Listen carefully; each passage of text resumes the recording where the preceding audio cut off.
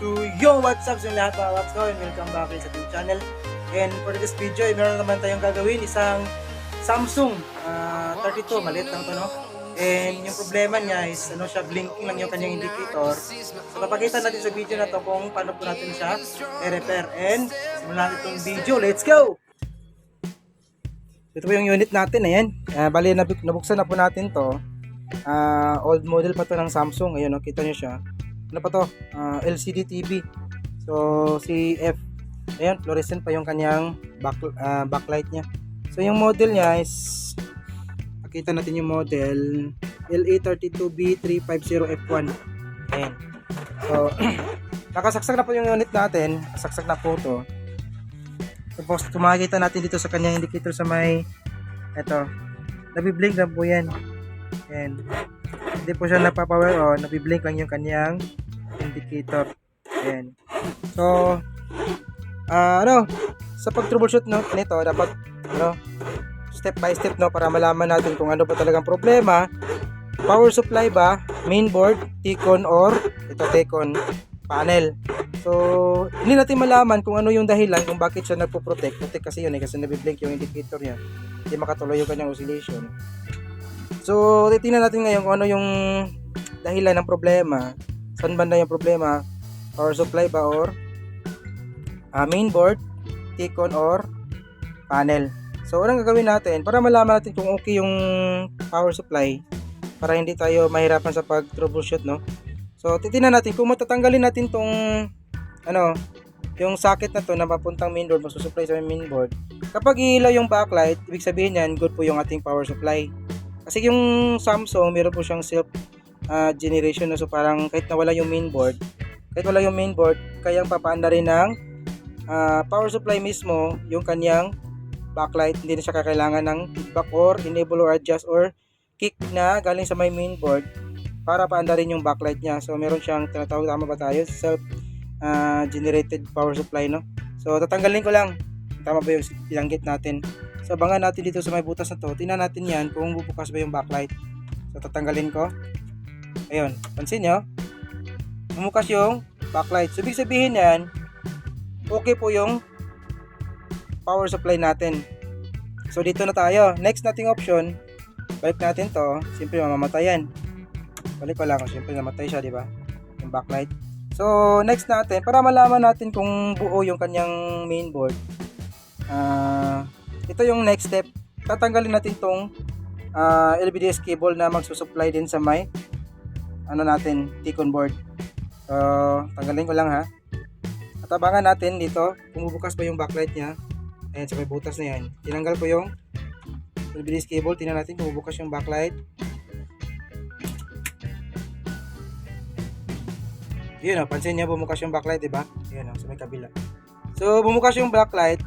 Matapos natin maihang yung LVDS cable na papuntang T-con board natin, bumukas po yung backlight. Siyempre nag-uusil po yung ating mainboard niyan. Kasi nung matanggal natin to, bumukas yung backlight, so nag-oscillate po siya. So ibig sabihin yan, okay yung ating mainboard. So dito na tayo.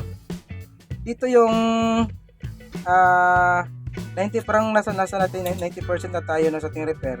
Ito yung dahilan kung bakit napoprotect or hindi maka-oscillate yung ating unit. Dahil dito, kasi kapag nakasaksak yan doon sa may mainboard, nakakabit yan, mag-blink yung kanyang indicator, tapos hindi makapag-oscillate yung unit natin. So dito tayo mag-focus. Alam na natin kung saan tayo to troubleshoot. So wala na tayong alahalahanin pa doon sa may power supply natin sa may mainboard. So dito na lang tayo mag-focus. So ibig sabihin kasi kapag naka-load to, hindi siya maka-andar. So ibig sabihin yan, merong shorted or merong naka-load dito sa may T-con board natin. Yun yung ating alamin. So tatanggalin natin itong T-con board natin, tapos i-troubleshoot natin. Titingnan natin kung may makita ba tayong shorted na parts dito. So ito na. Mali, kinuha natin yung T-con board natin para madali yung pag-locate natin, no? So chinek ko yung mga filter supply, yung mga SMD capacitor nito, tapos yung kanyang mga supply. So may nakita tayong shorted dito banda sa may EVDD line nito. EVDD line natin to. So tingnan natin dito. Ito yung mga filter niya. SMD filter. Yung SMD capacitor. So naka-buzzer tayo, check natin. Ayun, oh. Meron pong 1.4 ohms siya na sukat, kaya po siya nagbabaser yung ating tester. So baliktarin natin.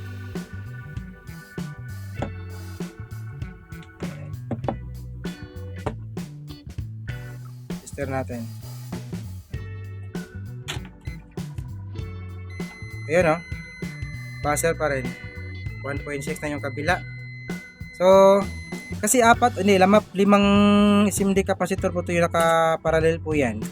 Ayan, so meron ako nakitang isa parang meron na ibang kulay, parang deformation, hindi po siya kapareho ng kanyang mga katabing capacitor. So unang-una natin tatanggalin yan. Hindi tayo mag-inject ng voltahe, baka may masira pa tayo, no? So kung kaya pa naman i-troubleshoot natin nang hindi pa gumagamit ng injector, so yun lang gagawin natin. So ito parang mayroon siyang deformation, iba yung kanyang kulay. So ito yung muna tatanggalin natin yan at i-check natin yung linya kung shorted pa rin. So kung shorted pa rin, tatanggalin natin to lahat, tapos isahin natin yung capacitor nito kung yung capacitor ba yung may shorted or yung linya talaga may iba pang shorted yung unit na to. So saglit lang. So ayan na. Ito, bali natanggal na po natin yung parang may ibang naging iba na po siya sa kanya mga katabing capacitor dito. So check natin to, short muna natin yung buzzer, di ba? So tingnan natin ngayon kung nawala ba yung shorted dito banda. Okay, nakatutok tayo. Wait. Ito na lang sa may capacitor para kakapit, no? So tingnan nyo, nawala po yung buzzer. Ayan, wala pong buzzer. So ito po yung capacitor na tinanggal natin. Ito siya. Lapit nga natin dito. Ayan. So i-check natin ngayon to para ma-confirm natin nga ito yung problema. Wait. Ayun. Ayan, shorted yung capacitor na to. Ayan. So bale papalitan natin tong capacitor na to. Kukuha din tayo sa mga ibang spare tulad nung dito may naka-ready na po tayo dito, no? Capacitor din sa may linya ng EBDD natin. So ito kasi itong kabila is HEBD, tapos yung isa is EBDD. Ito yung filter, yung mga filter capacitor niya is SMD. So kukuha tayo isa nito. Ito yung ipapalit natin dito na side. Then pagkatapos niyan magpa-final testing na tayo. So tatanggalin ko lang to, then kakabit natin dito. So next gawin nyo. So ito na, ibalitan na po natin, ito yung pinalit natin galing sa may spare natin. Ayan, galing dito. So ito po yung sira. Ayan, tapos chinik na rin natin yung linya dito. Wala na po siyang buzzer, hindi na po siya grounded. So check natin para masiguro, no? Kasakaling baka sira din yung pinalit natin. So wala, doble yung trabaho natin. So nakabase po yung tester natin, and ito tusok natin dito. Ayun, so wala na po siyang buzzer. Ayun. So kakabit ko lang dyan. Balik natin dyan, plaster muna natin, tapos yung unit natin lagay natin dito sa may table para makita natin buo kung tama ba yung display, wala bang problema, kung magkaka-display ba, baka may iba pang sira. Yun. So ito na, ikabit na po natin, and lagyan natin sa may mesa yung unit natin. So sa moment of truth, saksak natin. Yan. Uy, tigas pa. Tingnan natin, bubukas ba yung backlight?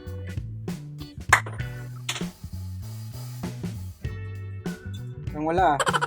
Uyun, bumukas yung backlight natin. Yan. So tingnan natin ngayon kung nagkaka-display ba yung unit natin mismo. So angat lang ng konti, medyo ayun, meron lang siyang display, naka HDMI siya, DVI. Check no signal cable. Ayun. Ayan, so goods na goods po yung unit natin, wala pong diferensya yung sa kanyang panel or sa kanyang display. So yun lang talaga yung naging sira niya. Wait, ouch. Kamasagi natin dito, ang sikip ng mesa natin, medyo makalat po siya. So ganyan talaga pag technician ka. So yung naging problema is yung kanyang EBDD line, shorted po yung capacitor natin dito. So yung capacitor natin is ito siya. Ayan. So pakita natin na mayari. Ayan. So, palitan natin tapos patanggal natin yung shorted. So, nag-normal ulit yung unit natin. Ayan. So, hanggang dito lang yung video natin. No? Maraming salamat nga pala sa mga natsagang nanood. No? Mega viewed as always. And this is your service, Ryan Cositec. See you in our next video. Bye-bye.